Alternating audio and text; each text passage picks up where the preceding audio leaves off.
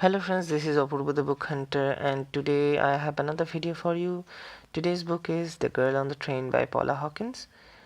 This book was adapted into a popular English movie, and this book was also a bestseller and widely acclaimed by booktubers and critics.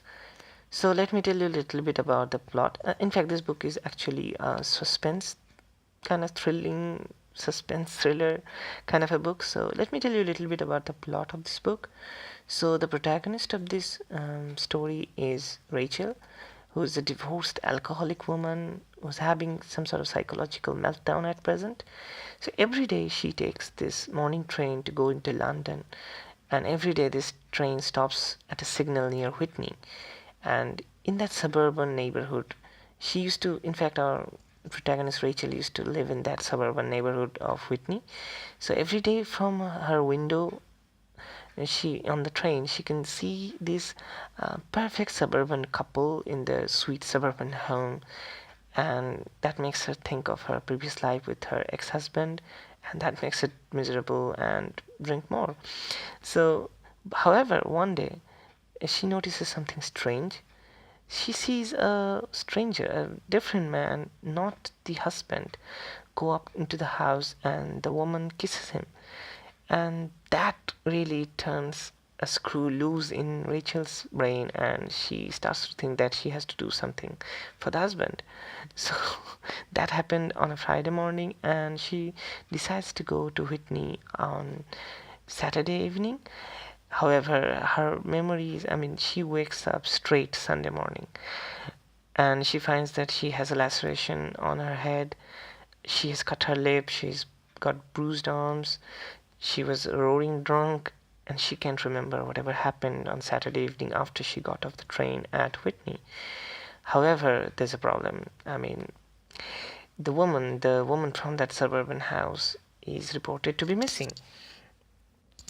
Now, I wish I could tell you a little bit more about the plot, but all I can tell you is that multiple twists and turns take place further with, it slowly builds up to a suspenseful finale. However, the problem is that this book is like so average. I know, guys, I know I'm I know you want to protest, most of you would like to, but however, there's a problem with this book, and the fact is that this book is really average, and there's like nothing unique in this book. It's the same old story, and like there's definitely a lack of creativity and imagination in this story. There's nothing unique, nothing like great, interesting, or first of a kind, one of a kind stuff. This is not it. So, and then if you talk about the characters of this book, you spend like more than 300 pages with these characters, and you barely know these characters. The only character that has some growth or development or depth to it, like Megan's character. So, other than her character, none of the characters seem like having a lot of depth. They seem really shallow, and you can't really relate yourself to these characters, and they don't seem like credible enough. You don't feel like they're real. They don't help you get immersed with the story.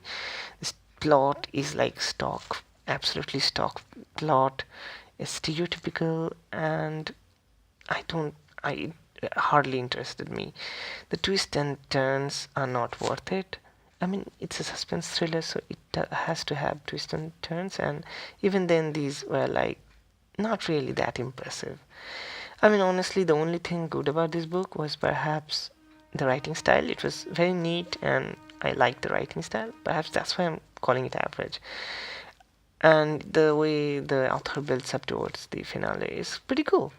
But the problem is that, just look at Keigo Higashino's work, and then just look at these Western thrillers, the so-called bestsellers. You look at Keigo Higashino's work, and the creativity and imagination behind his work will just, make these thrillers look drab and disgusting. They're infinitely boring.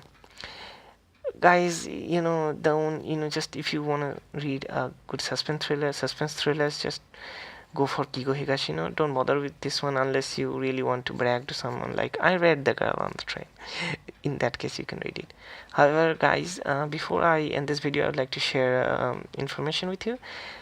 I live quite near the train tracks. Even now I can hear the clickety click on the tracks. However, I'm not married, so I'm safe. Guys, this is the end of the video. Thank you for watching. See you next time. This is Apurva the Book Hunter signing out.